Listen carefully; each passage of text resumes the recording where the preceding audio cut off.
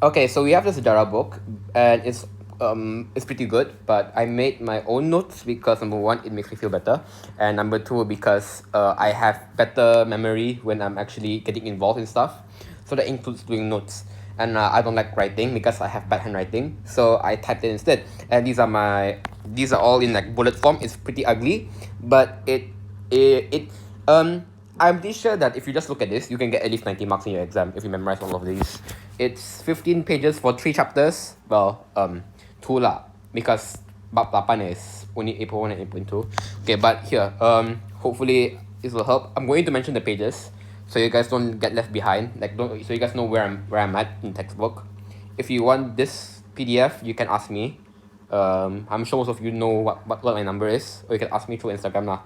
So yeah, let's start. So the first bab is bab 6, and bab 6 it's one of the more interesting chapters. It talks about what Malaysia struggles are, cabaran dalaman Malaysia. So Malaysia ni ada banyak cabaran lah sebab Malaysia ni kan terdiri daripada berbagai kaum. So got a lot of kaum kan. Jadi susah lah because when during masa British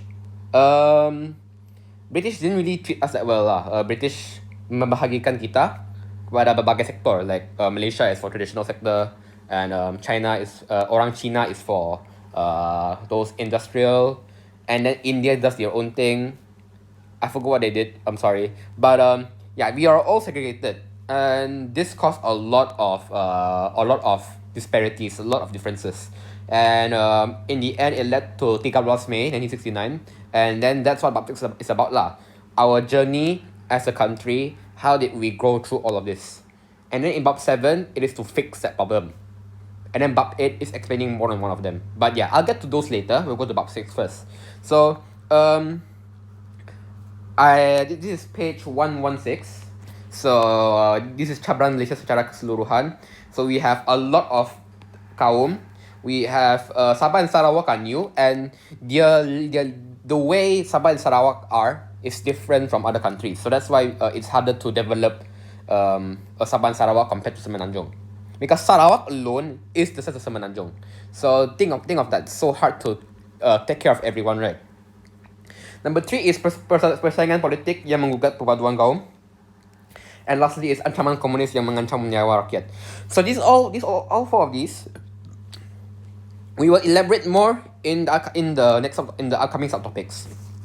So the first one is cabaran pembangunan dan sosioekonomi di Sabah dan Sarawak. So Sabah dan Sarawak is in Pembenyukan, and Pembenyukan terdapat banyak hasil bumi, got a lot of hasil bumi. They have a lot of these natural resources like lada hitam, petroleum, minyak kelapa sawit, and everything else. Dan lain lagi, this means dan lain lagi, which means etc. lah. So Sabah and Sarawak are rich in this banyak bahan asli. So we want to try and utilize them properly, because the people in Sabah and Sarawak, they didn't really take advantage of this much. So what are the main issues with Sabah and Sarawak with this? Number one, Sabah and Sarawak has a lot of hasil bumi, but their people still only have self economy. Self-sustenance. Like they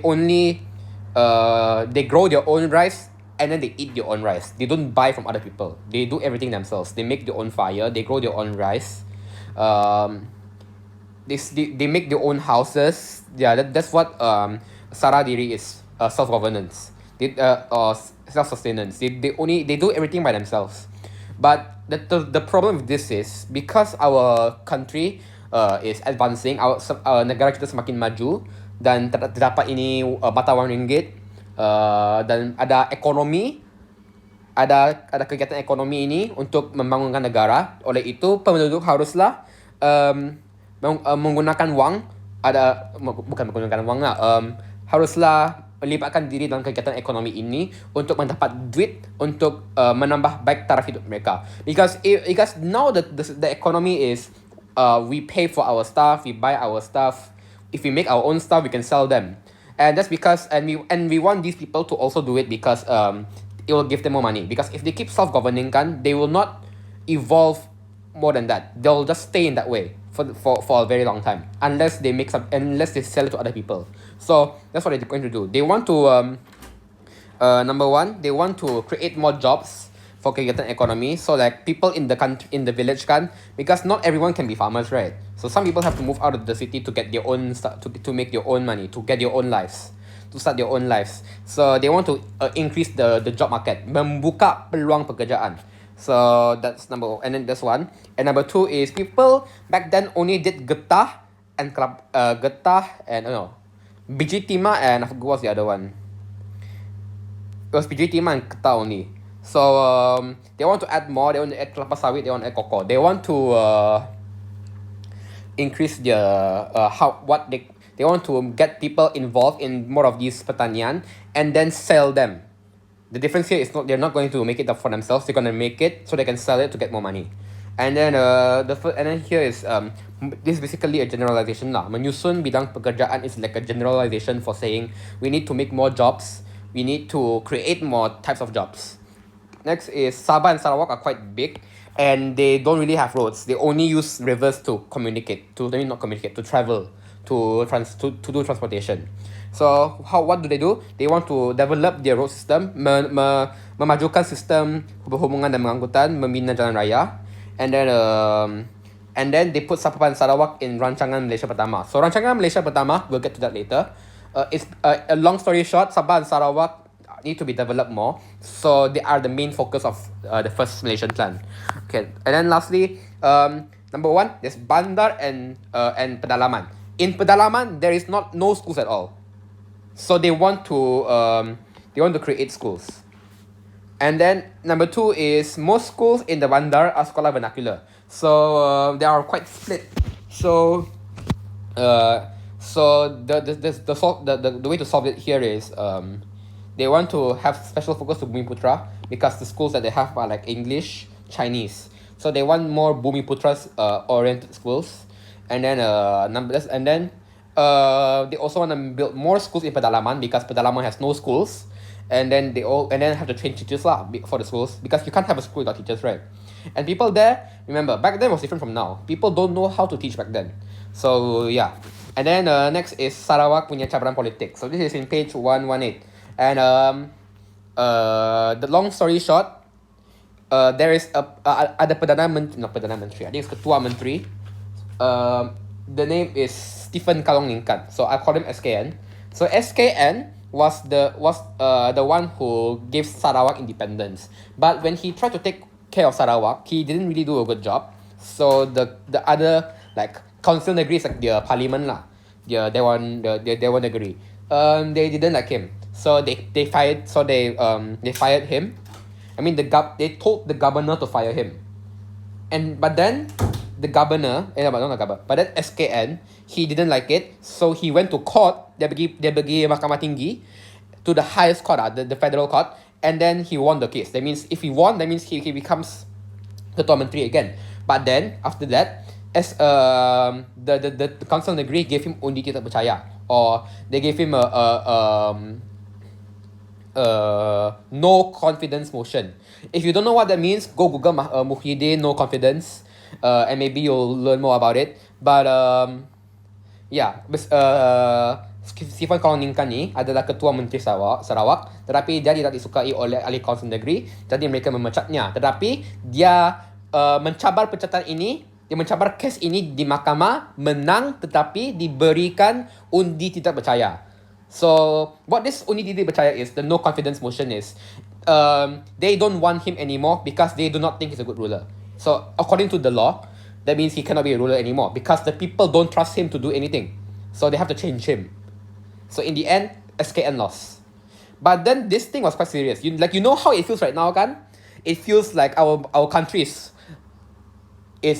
dead. Our country is in big trouble because of this political instability. This is what Sarawak felt 50 years ago. This is what they felt.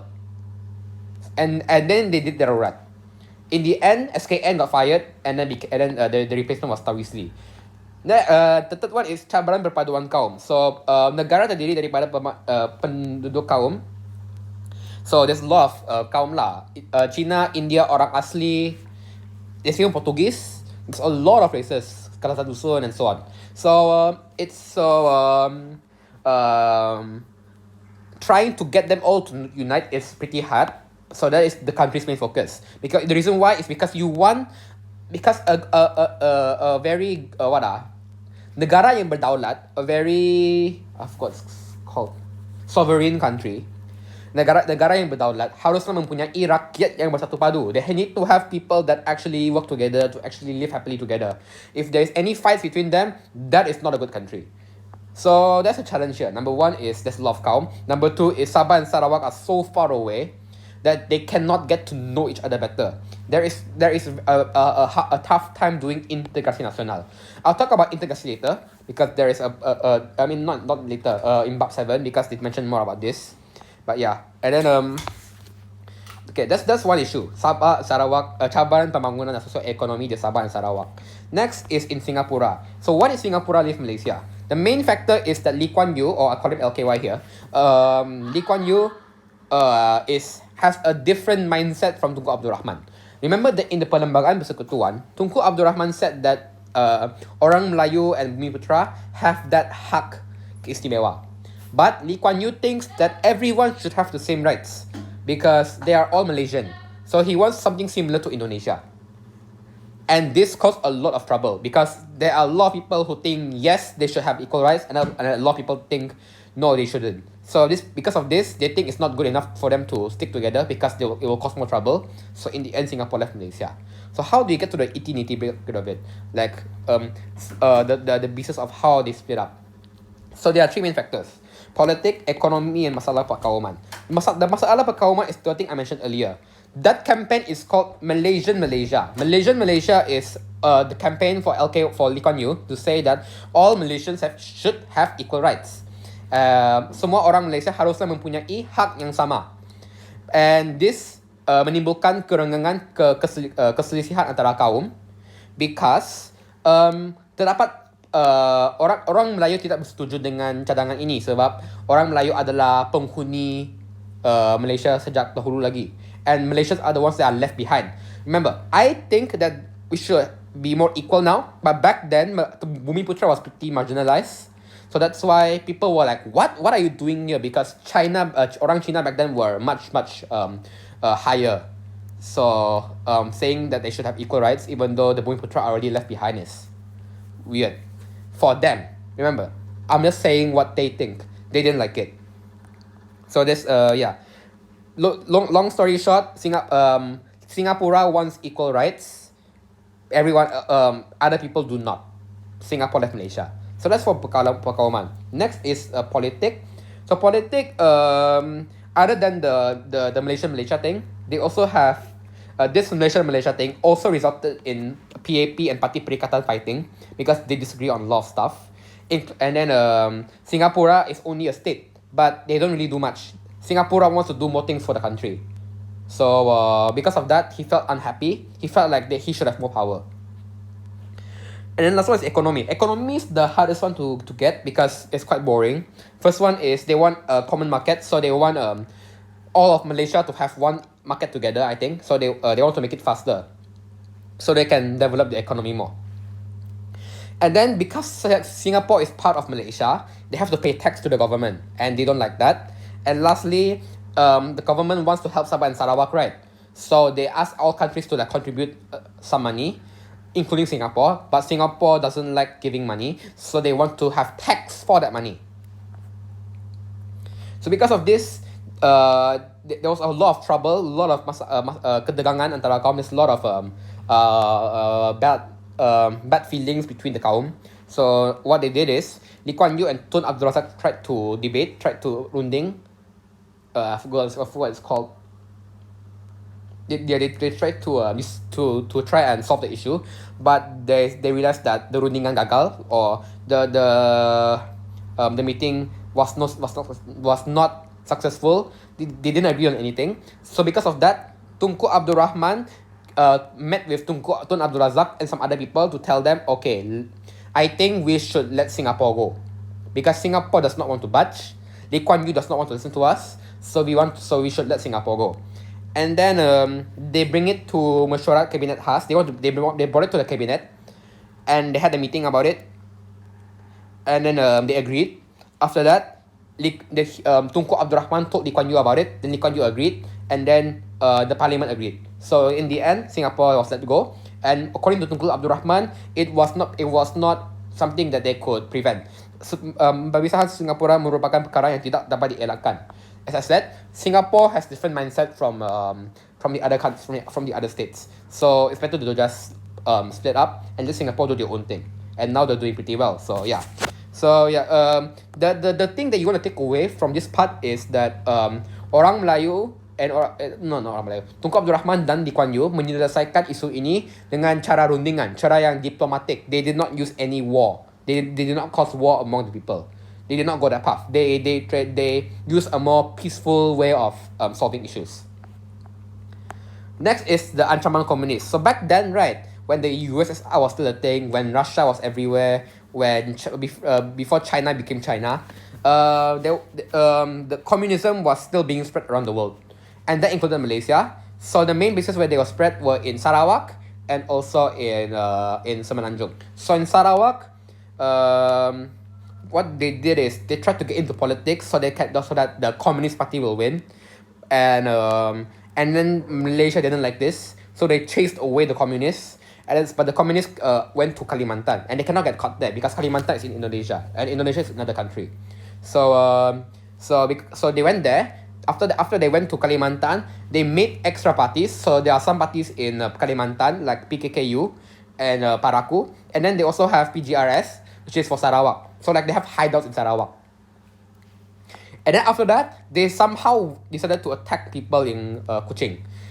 They attacked innocent people in Kuching, by the way, so it's kind of bad. So because of this, people were angry because they were trying to kill innocent people. So how did the kerajaan solve this? Number one, perang saraf, or the war of nerves. So what they did is they bought campaign. They bought this perhimpunan. So and then they told everyone, oh, communists bad, communists kill, communists bad, hate communists. And then they spread stories about how communists is bad, and they want to make people realize that communism is bad so that they don't support communists. Because communists, the way communism spreads is if people think that they are the good guys, they will support communism. So the government has to tell them that they're the bad guys so that they do not support communism. And then after that, they have this kawasan putih. The kawasan putih or white zone is to tell people that, oh, this place is not communist, so you're safe. And they also have kawasan merah, which is red zone, to tell them, oh, there are communists here. If they are communists, they will do perintah berkurung. They will tell you guys, stay at home, don't do anything. And then they have this program pengampunan. It's something like what the principal did lah, like a forgiveness program. So if like you want to admit that you are a communist, you can go and you can go and admit. Then you get less punishments. And then improve how the country is, improve the country. And then next is they did some war, not war lah, but they let the army do some stuff. Operasi Ketenteraan. So this makes people have lift their spirits up and like, oh my god, the government is saving us. And the reason why is because communists actually killed some people, so they want to ensure the safety of people. So it all started with Operasi Hammer. 1,200 families in bahagian pertama there's like a lot of bahagian in this, by the way. We're in page 120 and 122. So my bad. So a lot of people were relocated because that place got a lot of communists. So they were relocated to another place. I forgot what it's called already. Let me just look. Jalan Kuching Serian. So they went to Jalan Kuching Serian, and then that place was guarded by the army for 24 hours straight. So they got a curfew lah. Perintah berkurung. Perintah berkurung means curfew. So what curfew means is you cannot leave the house, and if you leave the house, you might die. So after Operasi Hammer worked, they did other operations like Operasi Jalan Raja, Operasi Ngayau, Operasi Siri Aman. So and all of them worked. And then they also did Rascom in bahagian ketiga. And then after that, the communists were losing. So Bongki Chok, which is one of the communist leaders, he surrendered, and then some other people also surrendered. But then some communists still continued fighting for a few more years until they all surrendered in the end in 1990. So yeah, at first Bong Ki-chok was the leader was surrendering, but then some communists still wanted to fight. But then in the end, there was not enough people, so they surrendered as well. Next is Semenanjung, Malaysia. So there were a few types of ancaman, just like Sarawak. Number one is politics, which is from PKM. But then they made PKM illegal. So PKM they made PKM an illegal party. So in the end, they decided to kill everyone. So first of all, they killed some security guards, and then they killed the Ketua Polis Negara. They killed the leader of the police. They killed the police leader, the general. And then after that, they killed the Perak police leader. So they killed 2 leaders already. That is very scary. And then after that, they decided to, do some stuff to a woman, which is kind of messed up. And then they also have this fire tanks, Parik IP. I forgot what it's called already. But yeah, they have this gas chambers in Kedah. They have this gas chambers, and then they explode them to make fires. And then they also what else? I forgot what else they did. They also blew up some roads. They blew up some railways. So yeah, it wasn't really good. A good time back then. And then after that, they bombed Tugu Negara. Tugu Negara is a very important landmark, and it has a very important meaning to us. And then they blew it up. So it was kind of sad. So yeah, this made people very angry. And because of that, kerajaan have this Akta Keselamatan Dalam Negeri, which says that if you get arrested for communism, you cannot fight back, or something like that. So how do they solve this? Number one is strategic coin or counter-insurgency. So coin is just like perang saraf, where they try to win the people's hearts. They try to convince the people that they are the good guys and the communists are the bad guys. And they require everyone to work together so that they can succeed in doing this. Next is Perjanjian Kerjasama Sempadan Memerangi Komunis 1976. So what that perjanjian is Malaysia and Thailand agree to make sure that no communist is in Thailand. They agree to make sure that any communist in Thailand is arrested and sent back to Malaysia, number one. And number two, they make the border stronger so that people can run away easier. And in the end, they catch so many communists that the communists surrendered. So the name of the perjanjian that caused PKM to surrender is called Perjanjian Hat Yai. So yeah, the reason why they did this is because a lot of people were running away to Thailand. So the agreement made them cannot go to Thailand, so they have to run away again, or they cannot run away at all because Malaysia already locked them out. Next is isu pembangunan dan ekonomi. So how do I say this?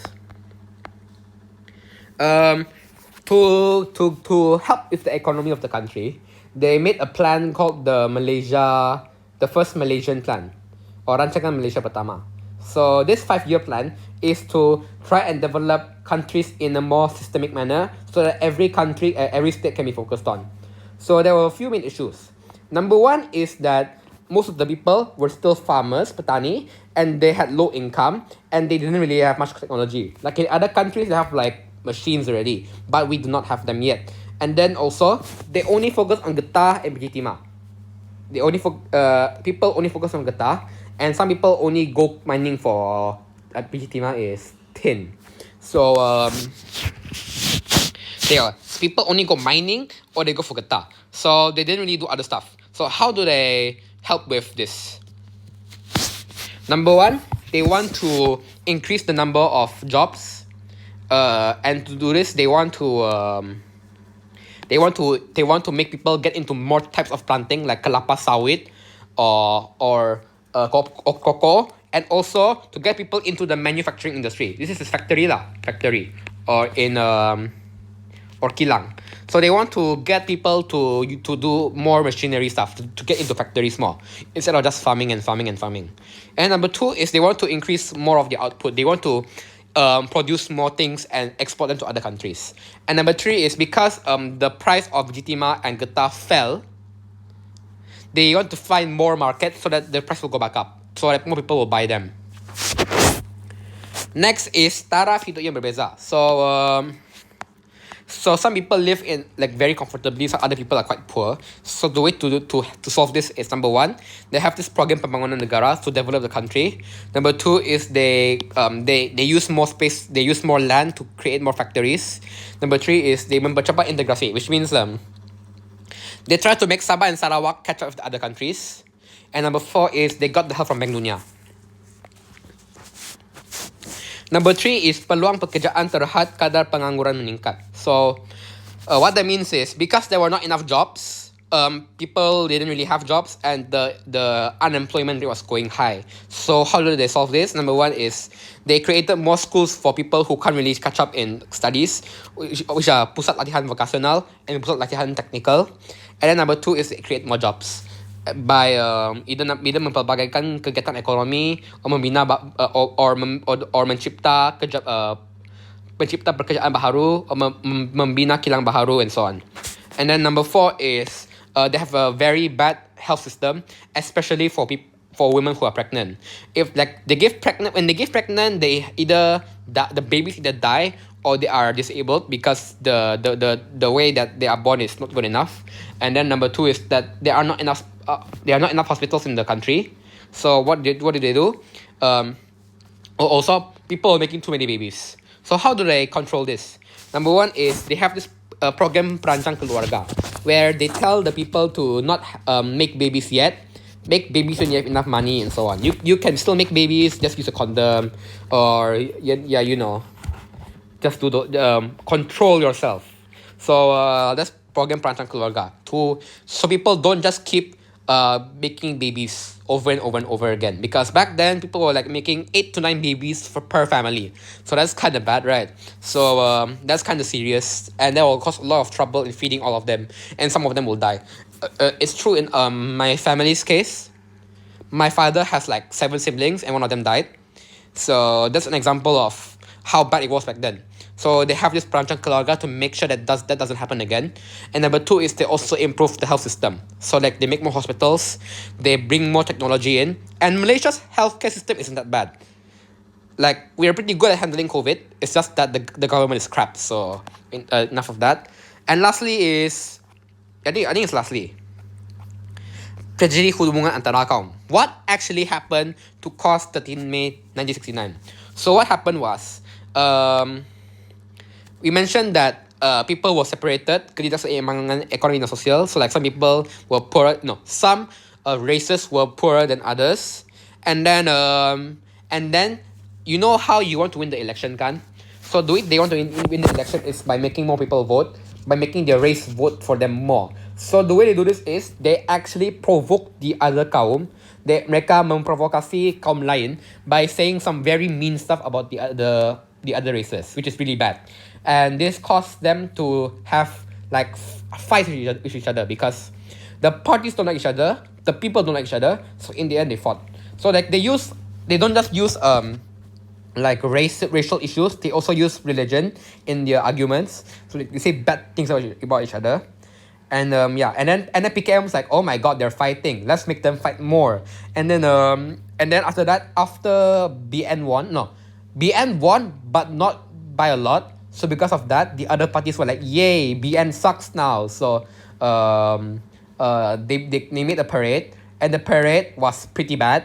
Like, they said a lot of mean things. So they said a lot of really bad things lah. So because of that, 13 May happened, and they realized that, oh, our country is really dead right now. We are not a good country yet. So what do? They do darurat, state of emergency. So that's number one, menyiharkan darurat, and only the Agong can do it. So what happened? Number one is the law is suspended, which means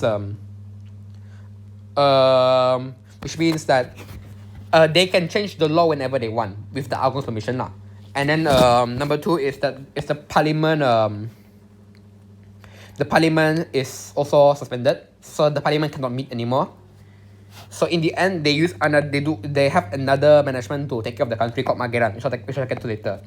Number two is there were a lot of victims, so the victims were transferred to places such as Stadium Merdeka and Chongnam Settlement. So they are given a lot of food, and these victims are put there, and then they are guarded by the people and by the army and by the police. And the police also told them to do curfews again. And one of the biggest places to do a curfew in was Kampung Baru, which is like a huge zone just for where people cannot get out. Like not all places were undergoing curfew, only the places which were badly affected. That's why a lot of victims were transferred to these two places because that area was pretty bad. And then Kampung Baru, which is like the village for races, was also undergoing curfew because there were a lot of kaum there. And then lastly, there were a lot of bad things spreading through the media, the newspapers. So the government had to handle the media so that they don't say anything bad. And they also have this jawatan kuasa untuk menyusun semula pengkhidmatan penerangan kerajaan. So they made a task force to try and solve all of this. I forgot what it's called. Was it Mapen? I forgot already. But yeah. So when the parliament was suspended, who was the one who handled the government? Mageran. Mageran is led by Tun Abdul Razak, and he is the one who led the country during the state of emergency. His main focus was to make sure that the kaum bersatu padu and to solve the ketidakseimbangan ekonomi antara kaum. So what is Mageran's responsibilities? I think this one will come out. We're in page 130. So what can they do to solve this issue? Number one, mengembalikan keamanan yang undang-undang. And I mean, don't know what they can do. What should they do? What are they responsible for? Number one, to make sure that people go back to peace. Number two, to make sure that they can still govern the country properly. Menentukan pentadbiran yang licin. Number three, make sure that people are more harmony with each other. So it's like the same lah. Like keamanan and harmony. Number four is these two are also similar. So menggantung sementara penerbitan semua akhbar. So they said that newspapers cannot release any news by now because we do not want anything bad to happen. And then number five is Jabatan Penerangan is used to try and take away any bad news and also explain what the government is doing. And number six is mengenalkan Akta Hasutan 1948. If I remember correctly, this the Fake News Act. So like it's also related to this. And then lastly is Peranan Raja. So what did the kings do? Sultan Perak and other kings told the people to stay calm, don't do anything bad, make sure you guys don't fight. And then Perak also made this Jawatan Kuasa Muhibah. And Jawatan Kuasa Muhibah basically begs people not to fight. And this Jawatan Kuasa Muhibah was actually brought in to make something bigger in Bab 7, which we'll get to in the next chapter lah. So what can you learn from this? Number one, we have to mengekalkan perpaduan negara supaya dapat menjamin kestabilan politik. So because of this, kita dapat mewujudkan suasana yang lebih aman. Number two, kita perlu mengelakkan unsur kekerasan untuk menyelesaikan konflik. For example, Singapore's pemisahan. Number three, berbangga dan bersyukur kerana usaha menghapuskan ancaman komunis telah berjaya dan mengembalikan negara dalam keadaan aman dan makmur. And number four, bekerjasama bagi mengekalkan keamanan yang dikecapi agar dapat hidup dalam suasana aman dan makmur. Oh wait, these are similar. So what did I say? Number one, we need to make sure that we all stick together, we don't fight, so that we have political stability. Because if we fight each other, the government, the people, the political parties will use that against us. They will like say, oh, you hate them, we hate them too, let's fight them. And that will cause a lot of issues. Number two, we don't want to try and use very violent actions to solve issues. Like, for example, when Singapore split, they only merunding.